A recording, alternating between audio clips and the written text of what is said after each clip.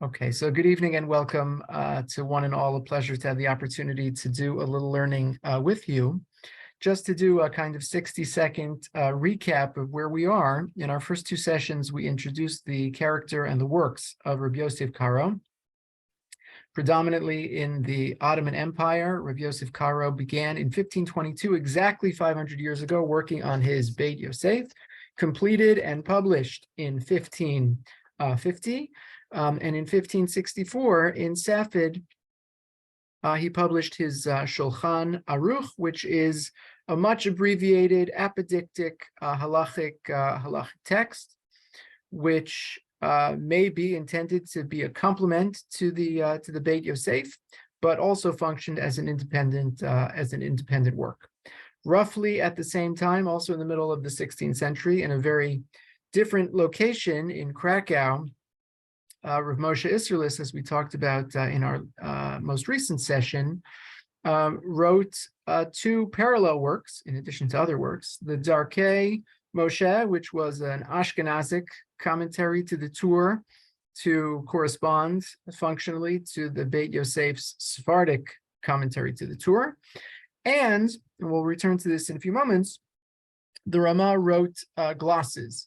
He wrote glosses that he called the mapa, the tablecloth, to accompany the Shulchan Aruch, as we talked about, to identify and highlight minhagim, customs that were neglected by the Sephardic text of the Shulchan Aruch, to give pride of place to Ashkenazic practice, and to include later conversations, again, as we talked about at some length, Hilchata Kibatrai, the notion that later authorities are given preference, was very important in the Ashkenazic tradition. So it was unconscionable to someone of an Ashkenazic descent like the Rama to just allow a code that privileged only three, there were more, but primarily three great Halakhic poskim. The Rama said we can't abide that, and we need to include the most current halachic literature in the halachic process. So tonight I want to do two things. First, I want to examine examine the reception of the Shulchan Aruch.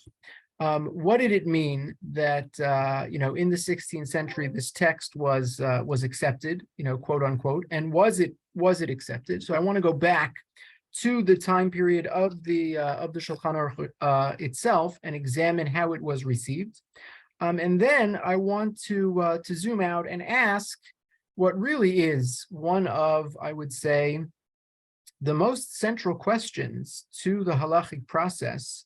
And that is, why is it, how is it that the Shulchan Aruch became the central text for halachic discourse since its publication?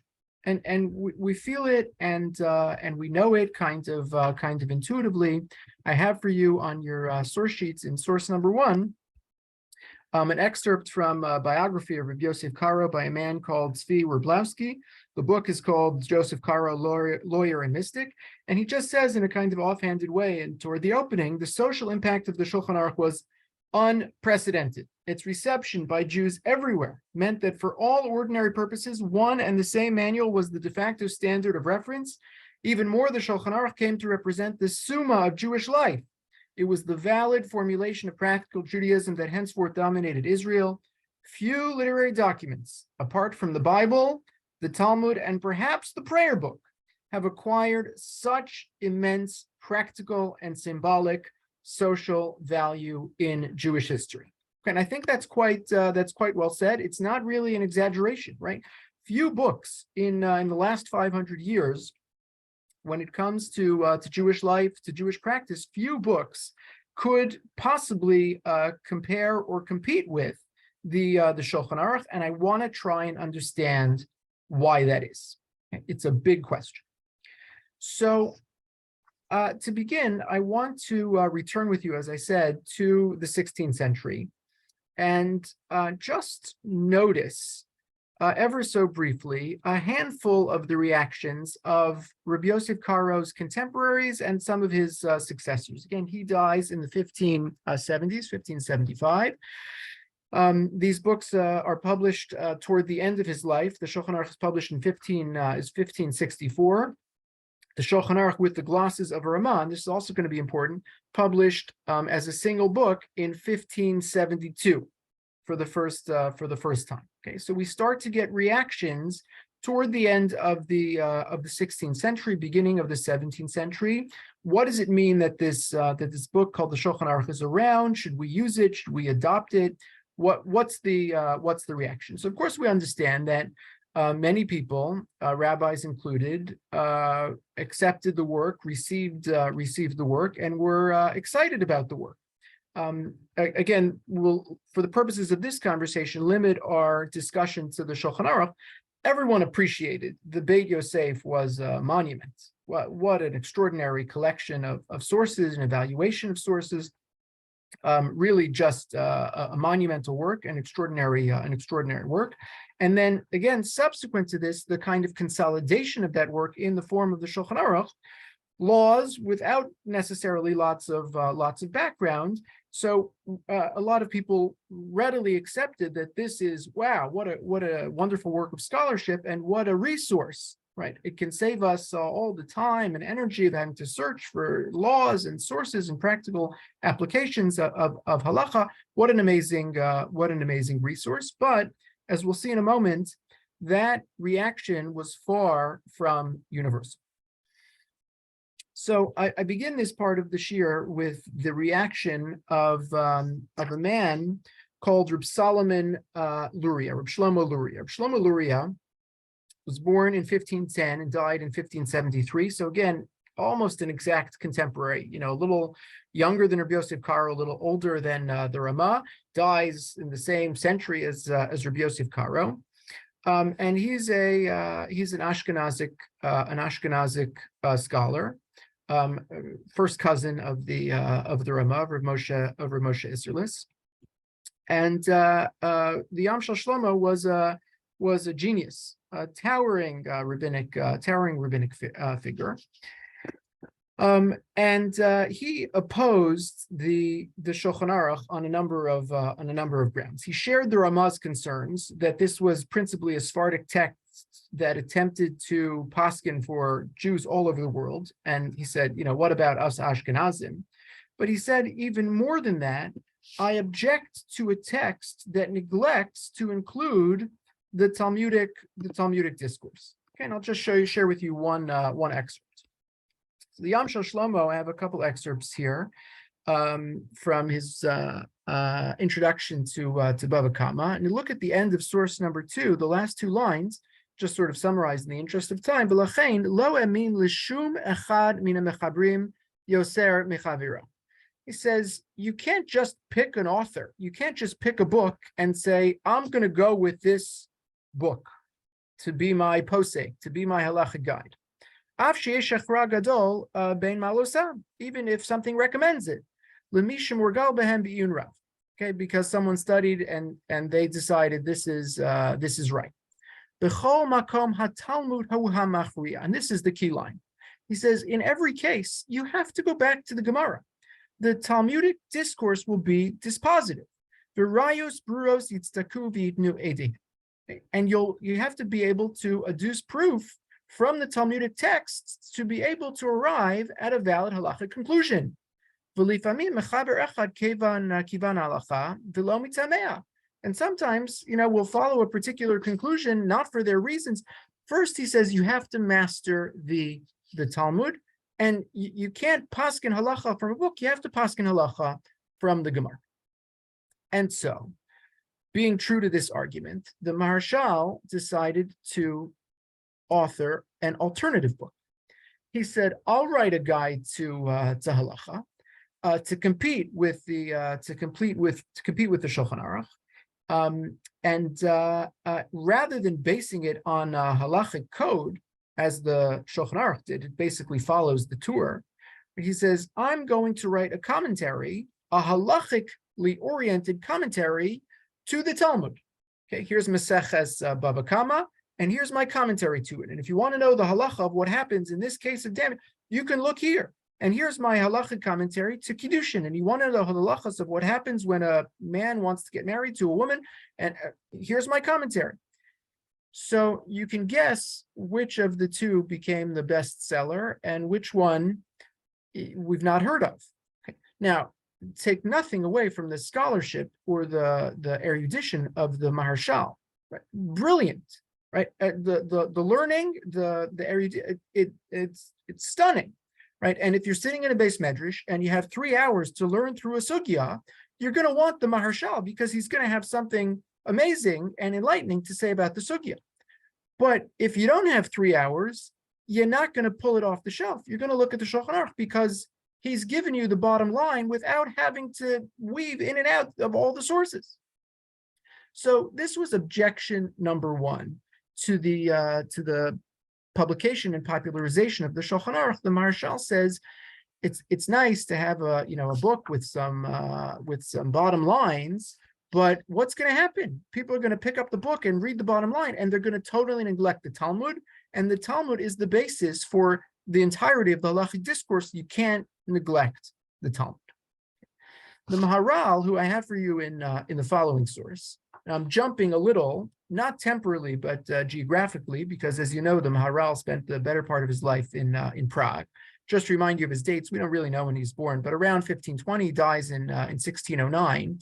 So again, as a senior person toward the end of his rabbinic career, after the publication of the Shulchan Aruch with the Ramah in 1572, the Maharal reacts, and the Maharal says it doesn't work.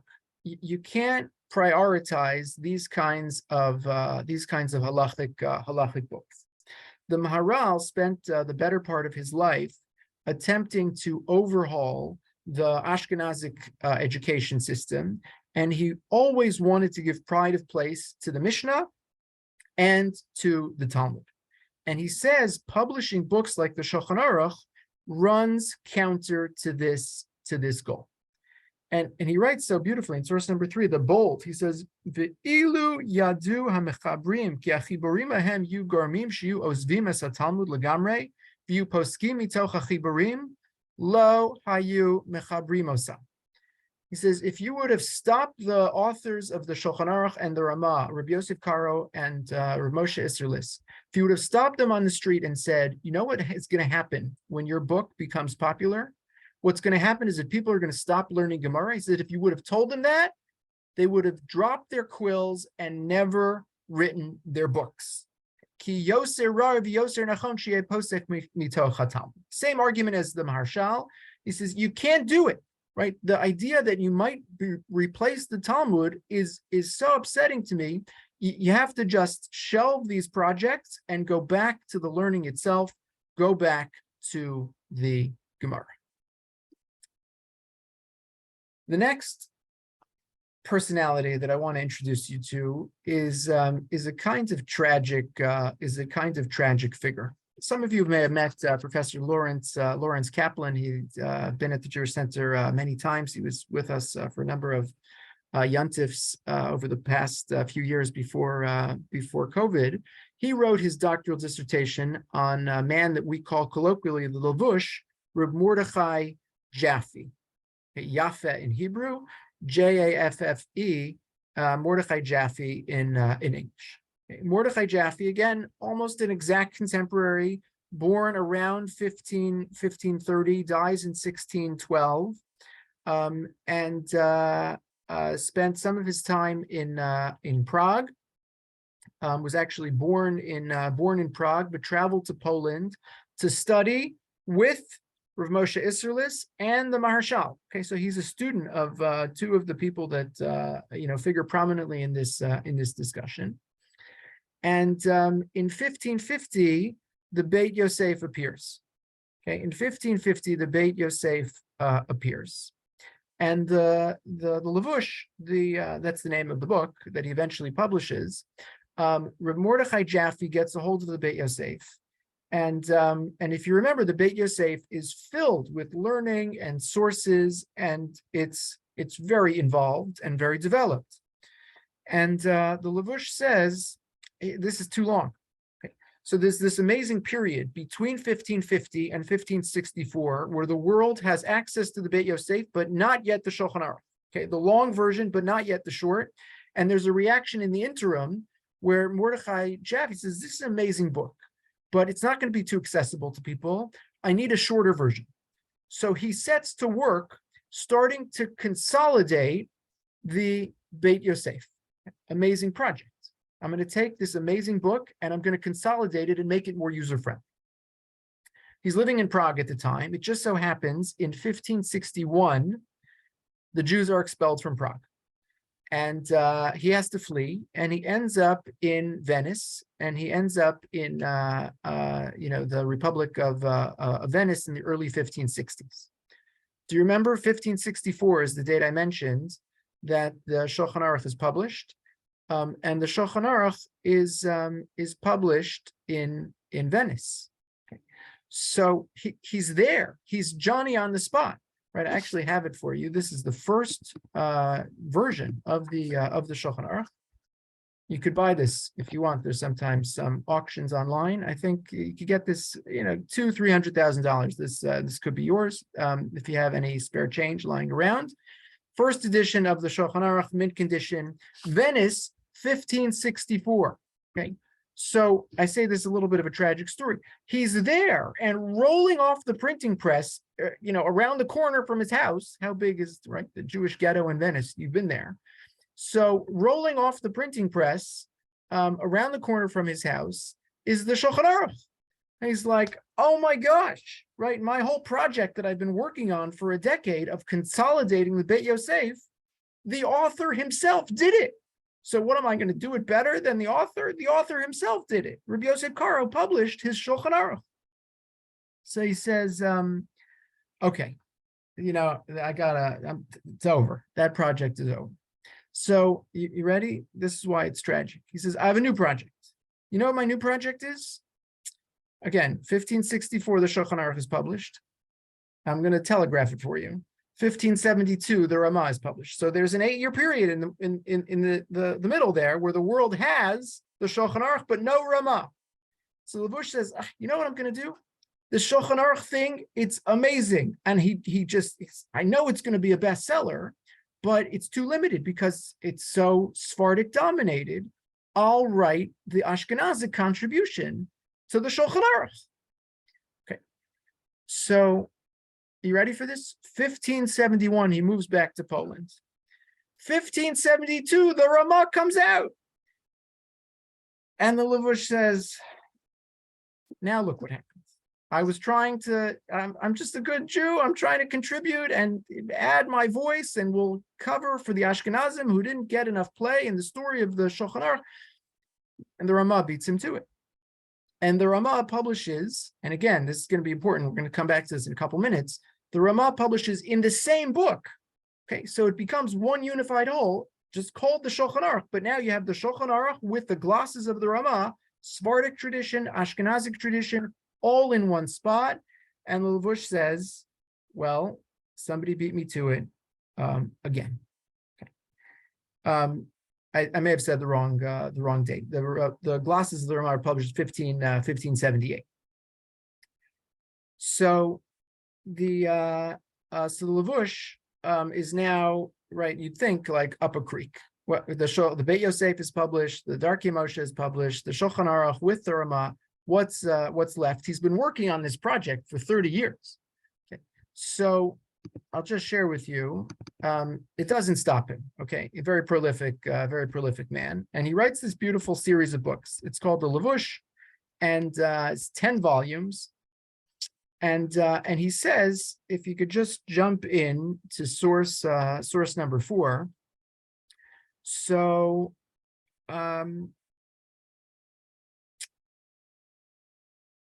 we could just jump in at the top line. He says, Al ken amarti hine ata higia li 8 dodim ledaber v'lachzor lemalachti harishona la'atik kol din v'din al boryo v'shelo lashmit shum davar mima shehishmita.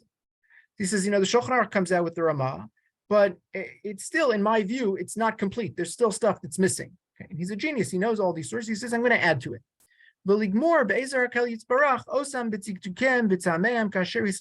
says, I have all this research that I've done. I'm going to use it with God's help to contribute to make a more complete book. And my goal is to find a middle path. Says,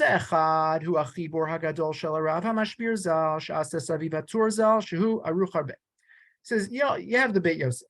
It's Beit Yosef, as I intuited at the beginning, it's too long, it's too comprehensive, it's too involved. Okay. That's one extreme. At the other extreme, at the other end is this apodictic work, which is just bottom line, Rabbi Yosef Karo of Moshe Isulis, Shehu Katsar Meod. It's super short. The Sifri Zehu Emtza'i Benehem. Yarich b'makom hatzorech l'tamim, v'katzer b'makom harai, leman yaspik l'chol mayan b'chol tamei hadinim b'ktzareh. I'm going to thread the needle. Beit Yosef's too long, Shulchan Aruch's too short. I'm going to put something Goldilocks right in the middle, where we have enough explanation to explain the thing, but not so much that you lose the reader, and it's going to be perfect. And after working on this project for decades and decades, he publishes, beginning in 1590 and ending in 1604, 10 volumes of this series, the Levush. And again, if you have 3 hours and you're learning the sugya in the basement, you might pull out the Levush. It's an important work, and sometimes he does, in fact, add other commentary and thoughts and sources and make arguments that you're not going to get in either the Beit Yosef or the Shulchan Aruch. And yet, right, in the grand scheme, who wins out? Not the Levush. Not the Levush. Okay. Let me just close this section by sharing just a few other very brief remarks, again, of kind of contemporaries, 17th, beginning of the 17th or end of the 16th century, important rabbinic figures who are reacting to the Shulchan Aruch. So I have for you in sources number 5 and 6 a couple of quotes from the Maharam mi Lublin. Okay, the Maharam mi Lublin, Reb Meir Wolf of Lublin, born in 1558, died in 1616. And I'll just share with you. I won't put it on the screen. I'll just share with you this quick line. He says, "Ein miminhagi umidarki liyos iskei b'divrei bala Shulchan Aruch." He says, I don't use the book. This book, I know it's a bestseller. It's out there, but I don't use it. He says, other people build foundations of Halakhic arguments on something the Shulchan Aruch says, a one line. He says, I don't do that. Kilo nasnu meroe echad rak hem dvarim nilkatim mechubarim midvarim nilkatim nifradim shekama panim lo yitzak chiburin ve'enata es laharich bas. He says it's not even one argument. He says it's a compendium. He says, it's a little from here and a little from there, and there's the Rif and there's the Rush and there's the Rambam and there's something later. So he says, I'm not using it. I'm not getting involved in the Shulchan Aruch. It's not a singular voice. It's a collection. It's a compendium. And I'm just not basing my halachic decisions on the Shulchan Aruch. The Maharsha, Rab Shmuel Eliezer Adels, who you know from the back of the Gemara, also from Poland, born in Krakow, 1555, lives into the 17th century. And I'll just share with you, this is source number 7, very quickly, his objection to the Shulchan Aruch. He says, "V'doras halalu. Osan shmurim halachim mitoch Shulchan Aruch, v'areihem ein yodim tam ha'inyan. Shel kol davar, im lo yidaktu mitchila b'davar mitoch haTalmud. Shehu shimush talmidei chachamim v'taus nafal b'harasam, v'areihem bichlal nevale olam v'yesh ligor b'hem." So he's already hinting at the phenomenon which he sees around him, which is that people pull the Shulchan Aruch off the shelf, and they start paskening halacha without going back to the Talmud itself. He says if people are doing that, that's a big problem, because you're going to end up, again, the principal objection to the Shulchan Aruch is you have a bottom line, but you have no rationale, you have no sources, you have no reasoning. And if you're not kind of in it and you don't understand where this is coming from in the exact context, what might be different for the particular application, you risk getting it wrong, and that's a real problem. So he says, and again, it's not a coincidence, the Maharsha writes his commentary to the Talmud, everything has to go back to the Talmud. Okay, and one final source, and then I'll conclude this this section. There's a man called Leon de Modena, who was a Venetian rabbi, born in 1571 and died in 1648. If you don't know him, he's a fascinating character. You can Google him, and he has this great line. I actually don't have it in the original. There's a book about him called The Scandal of Kabbalah by one of my teachers, Yaakov Dweck, and he writes the following. He says, a quote from Leon de Modena. He says, after the printing of the Shulchan Aruch, my ears heard from an ignoramus, someone beloved to me, peace be upon him, who used to say, when I have the Shulchan Aruch underneath the joints of my arms, I do not need a single one of you rabbis. So again, it's a very loaded statement, but there was a concern at the very least that once you have a code, you can make yourself independent and less reliant on the experts, who know the Talmud and know, right? If I could just Google it, right, Ki'ilu, right, because Shulchan Aruch is Google before, 500 years before Google, I could just open up the book and get the answer. Well, then you've made irrelevant this whole class of experts, and that, of course, is a basis for objection. Okay, so we have here a smattering, and again, this is just to show you by way of example that the reaction, at the very least, to the Shulchan Aruch is mixed. No one disputes that the project of the Beit Yosef, the project of the Shulchan Aruch, no one disputes the mastery of the work, the mastery of the author. The principal concern is that making the process of halakhic decision making too easy, right, and obviating the need to go back to the sources might be a greater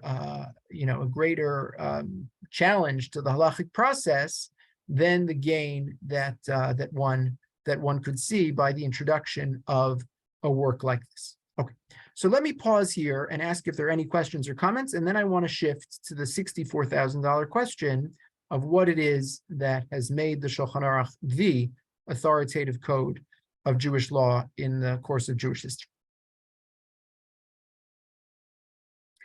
Okay, so, and of course, I'll stay on at the end if there are other questions or reactions.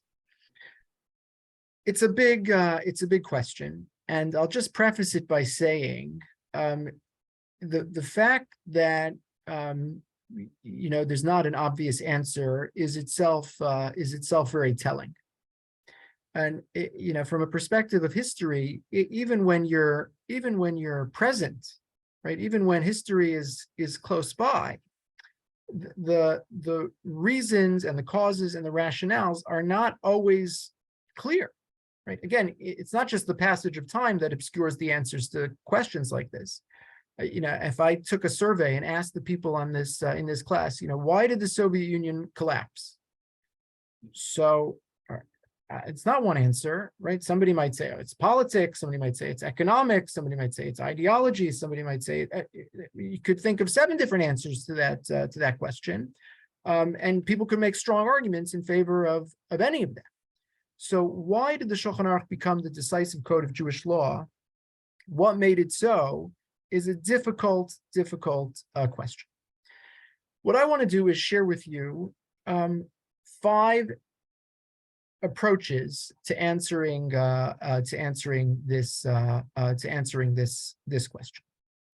5 approaches to answering the question of what made the Shulchan Aruch the decisive code of Jewish law. Not every source that I'm going to show you in its context, to be fair, is an attempt to answer this question. Right? Most people don't deign to answer this question because it's sort of considered unknowable. Okay. That being said, the sources that I've assembled for you here, I think, point to 5 different answers. The first one I have for you is source number 9, Moses Gaster, who was very important in the London Jewish community, an archaeologist and a scholar and a rabbi. And he once wrote the following about Rabbi Yosef Karo. And again, not necessarily intending to answer this question, but listen to what he writes. He published this in 1893. As the bee gathers from innumerable flowers the sweet honey, so did Rabbi Joseph Karo gather the sweet honey of learning from numberless flowers, which have grown in the field of Judah over 1,000 years, often watered with tears and blood. And this is the famous Shulchan Aruch. This, the reason of its unrivaled authority and great reputation. It has saved Judaism from dissensions and schisms. It has reunited the separated members into one body. It has reestablished the threatened unity of worship and an entity of law. It will remain as a model of the most perfect, world-embracing code of Jewish laws, a code such as no other nation can boast of, a monument of piety and learning, of penetrating intellect, of skill and devotion, an everlasting glory. So I think the first answer to the question, why did Rabbi Yosef Karo, and again, we've seen it wasn't because this was the only work of its kind. There was competition. The Lavush tried to do this. The Maharshal tried to do this. Others tried to create, works of this scope, of this magnitude, of this quality. I think the first answer to the question of what made Rabbi Yosef Karo Shulchan Aruch everlasting is that it was the best. Some kinds of natural selection is inevitable, and this is kind of one answer to the question of what makes any book a classic. So what makes any book a classic is that people kept reading it, and it's sort of self-perpetuating. It got printed and reprinted. Why did it keep getting reprinted? Even in the lifetime of the author, it was reprinted, which was stunning for the 16th century. It got reprinted because it was so popular. It was so organized. It was so fill in the blank. Whatever made it great was its merit, right? And its merit kept making it great, as opposed to, right, the other books were less readable or less accessible or less clear or less well-researched. Whatever was great about the Shulchan Aruch, and again, Gaster saying it's all those things, right? That's what made it last. I would say its merit is the first answer to this question. It simply was better than its competition. Answer number 2 that I want to share with you is an answer that comes from an article by a contemporary academic in Israel by the name of Amnon Raz Krikutsky.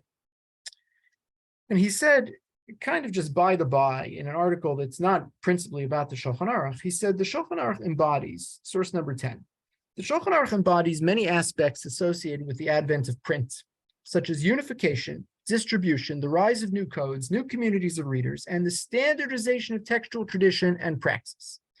Karo was an obvious, albeit exceptional, example of a quote-unquote new author who was well aware of the advantages and restrictions of print.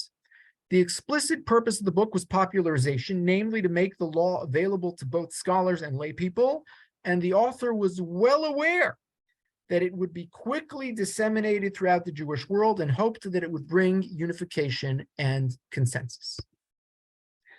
The second answer to the question of what made Rabbi Yosef Karo's Shulchan Aruch everlasting is print. It's not an accident, okay, that this story happens in the 16th century, okay, when print is taking off, not just in the Jewish world, but in the wider world, particularly in Europe. So if the story had happened, in 1450 or in 1650, we may have had a very different story. But the fact that the story is happening in 1550, right, means that print is available, print is accessible, print democratizes knowledge, makes it accessible. And what Amnon Raz Kropotkin is saying is it fits so beautifully with the goal of the author. The codes that were written, 200 years before, so they were written as a code with the thought that whoever gets a hold of this manuscript will know the code that I wrote. But Rabbi Yosef Karo wasn't thinking that. As we talked about a couple weeks ago, Rabbi Yosef Karo was thinking, I want to explicitly create a code that will be applicable and available and accessible to every single Jew in every single Jewish community, right? And that's why he includes pieces that will be accessible and meaningful for the Jews in Greece, and accessible and readable and meaningful for the Jews of Ashkenaz and for the Sephardic community in the Ottoman Empire in North Africa. Right? So there was a geographic breadth to his project, but there was also an accessibility aspect to his project. I'm writing this in a form and in a way that will actually be accessible to all Jews all over the world. And kahava, that's actually what happened. The book kept on getting reprinted. As I mentioned a couple weeks ago, it wasn't an accident. He had closer printing presses. He sent the book to Venice, right, from Safed to get printed, because that was 16th century Venice. That was the printing capital of the world, the Jewish printing capital of the world. And if you want to produce a really high quality book with lots of copies that'll be accessible and available to the widest possible audience, that's where you're gonna print. So if the first answer to the question is merit, it was just the best book. The second answer to the question is kind of timing, right? It was the phenomenon of the technology of print that allowed Rabbi Yosef Karo's book in its moment to become the bestseller that it became. The third answer comes from Rabbi Yonasan Eibeshitz. Remember Rabbi Yonasan Eibeshitz? You surely learned about him if you were a member of the Jewish Center in the days when Rabbi Jacob J. Schachter was teaching about Rabbi Jacob Emden. Rabbi Jacob Emden and Rabbi Jonathan Eibeshitz were arch rivals. We're jumping now to the middle of the 18th century. But looking back on the Shulchan Aruch, Rabbi Yonasan Eibeshitz, who was really the undisputed Gadol Hadur, chief rabbi of the triple community of Altona, Hamburg, Wandsbek, again in the middle of the 18th century, he wrote a number of commentaries to the Shulchan Aruch. And in one of them, he wrote the following. This is source number 11 on your source sheets. Okay? And this is a kind of stunning formulation. Yonasan Eibeshitz writes the following. He says, Kabbalah biyadi. I have this Masorah, I have this tradition that I received from great people before me. Kevan sharav Beis Yosef Rama shmo zichrono acharei hadeles ein lachushlo. V'kimu v'kiblu chachmei hador lishmor v'lasos kechol haomer b'matbea hakatzar Shulchan Aruch v'hagas Rama. I have this tradition that this is the be all and end all. Right? The Shulchan Aruch and the Rama together constitute the authoritative voice in the Halakhic process. Now here's the piece that he adds. Uledati. He says, and I think, in my humble opinion, Ein safek ki hakol bichtav miyad Hashem hiskil al yadan. I think, without a doubt, God's hand steered this process. Ki kushios rabo shikshu alehem achronim v'tirtzu b'derech harif v'amok. He says lots of questions came up. They handled them all so easily. They being Rabbi Yosef Karo and Moshe Isserles. Ukamo ken kalu b'mesek v'kotzer l'shonam dindim harbe. And they wrote so sweetly and so beautifully and so succinctly all these laws, right? The whole of Shulchan Aruch, from Orach Chaim, Yoredei Choshen Mishpat, Eben Ezer, comprehensive. He says it couldn't have occurred to them, right, that this was going to happen, that like God was going to intervene this way. How could they have possibly known, right, what they were undertaking?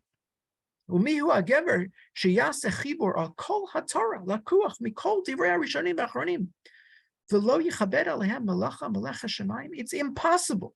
No one could have pulled this off so beautifully and so succinctly and in such an organized way and so comprehensively, including all of the sources. It can't be humanly possible. It's only with the hand of God. Rak ruach Hashem nefsasa b'kirbam liyos l'shonam mechavein l'halacha b'li kavanas hakosev. They didn't even know when they were writing their codes, right, that it was the hand of God that was kind of steering them in this direction. I think what Rabbi Yonasan Eibeshitz is saying is the question is so strong. Right? How could it be, right, that they wrote this book and it was so extraordinary and became so accepted? How could it be that this just happened unless it was kind of ordained from on high? A very kind of intensely theological solution to this question that almost says, I can't answer this question with a rational response. The only way to explain it, the only way to explain the success of this extraordinary book is to say God must have made it so. Answer number 3. Answer number 4, which comes back to history, comes from a scholar in Israel called Elchanan Reiner. Elchanan Reiner he doesn't need my haskama, but what an amazing scholar. You can actually Google this article. It's online. It's called "The Ashkenazi Elite at the Beginning of the Modern Era: Manuscript versus Printed Book." It's a watershed article, and it's short. It's like 10 pages or something, but an extraordinary article and kind of an introduction to what it means to be a manuscript, what it means to be a printed book. And he writes the following.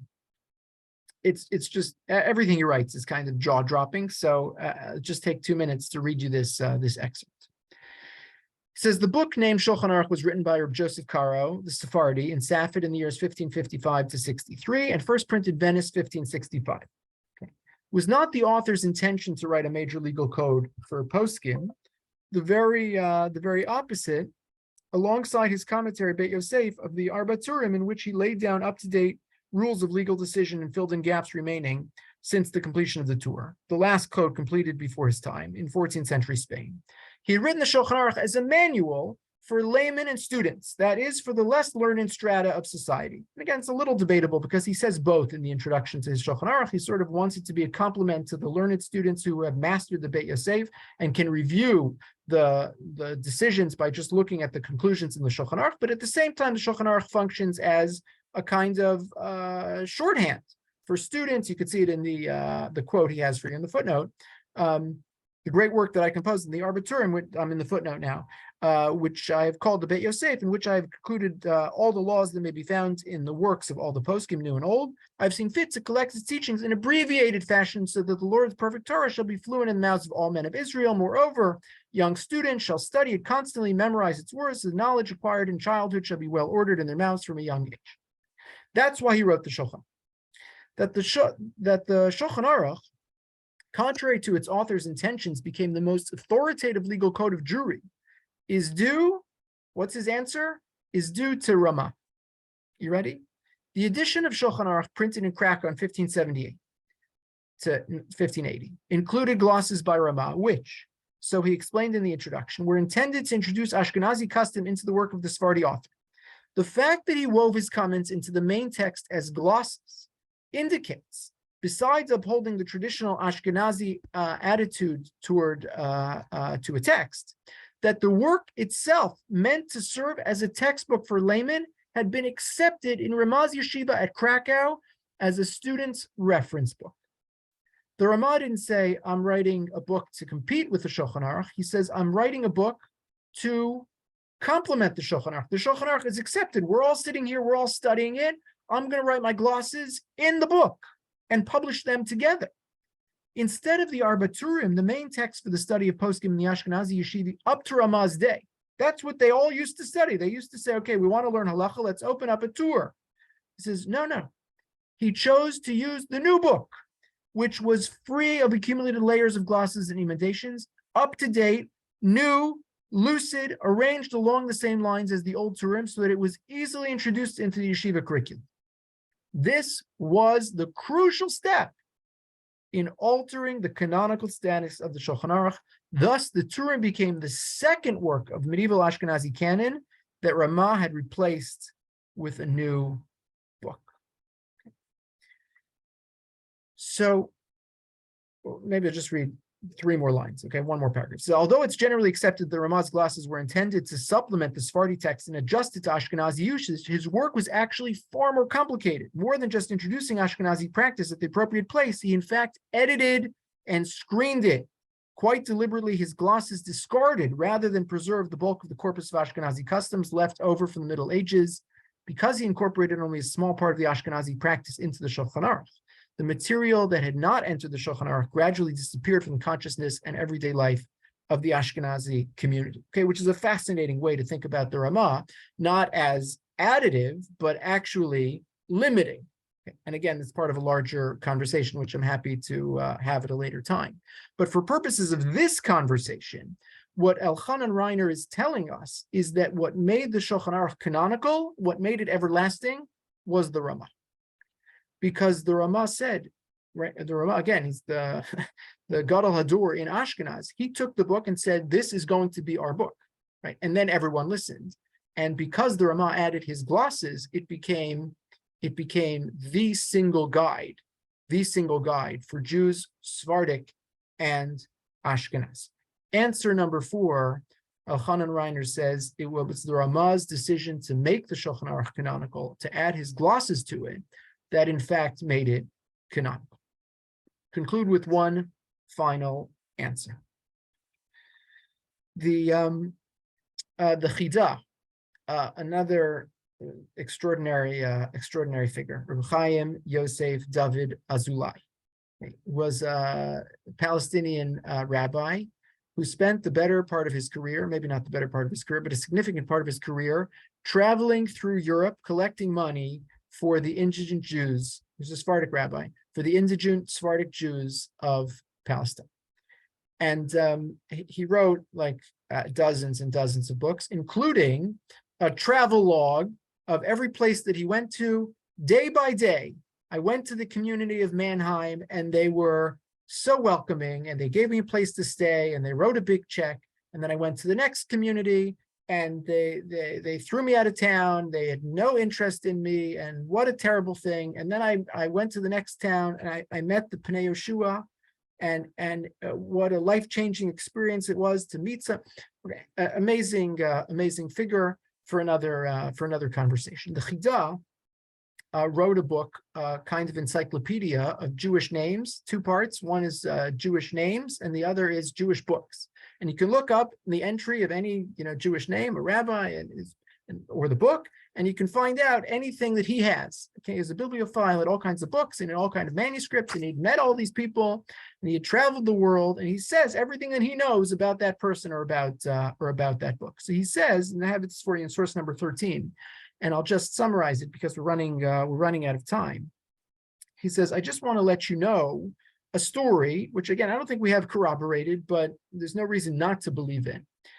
He says, I have a tradition from my rabbis, right, including from a tradition from Reb Chaim Abulafia, who had it on good authority that what happened in the time of the publication of the Shulchan Aruch is that 200 rabbis in Tzfat got together and decided in a kind of democratic vote that this is the book, that we are going to follow the Shulchan Aruch. Okay. So the fifth answer to this question, or the fifth approach to answering this question, how did the Shulchan Aruch become canonical? It became canonical because the rabbis of that generation got together and raised their hand and said, we believe this book should be canonical. like a democratic system that they voted on. And I'll tell you a legend. We usually call rabbis Harav, Hagaon, Morenu. Anyone remember what we call Rabbi Yosef Karo? There's a name that he has. And until the 20th century, no one else was called this. He's called Maran, which, you can hear the resonance. It's like Maran, Morenu, like a shorthand version of our rabbi. The legend is that Maran is an acronym, Mem Resh Nun. Okay. Mem Matayim Rabbanim Nismach. 200 rabbis ordained this book. 200 rabbis voted and said that this is going to be the book that becomes our canon for Jewish practice and Jewish law. 5 approaches to the question of what made Rabbi Yosef Karo's Shulchan Aruch canonical. Maybe it was simply the best. It was a kind of Darwinian process by which the less read, less good, less researched, less well-written books receded to the back, and coming to the fore was the one that was the best. Answer number 2, it was the timing and the fact that Rabbi Yosef Karo knew how to take advantage of the print revolution in the middle of the 16th century that made his book an instant bestseller. Answer number 3 from Rabbi Yonason Eibeshitz, there's no rational explanation. It must be Yad Hashem. Answer number 4 from Elchanan Reiner, it was the Ramah who made the book canonical by making it the book that they studied in yeshiva and then appending his own glosses to it. And answer number 5 from the Chida, there was a kind of democratic process by which the leadership of a particular generation raised their hands and said, we believe that this should be the decisive book when it comes to questions of the Halakhic conversation. I don't think any of these answers need to, I don't think any of these answers can be easily dismissed or easily disproven.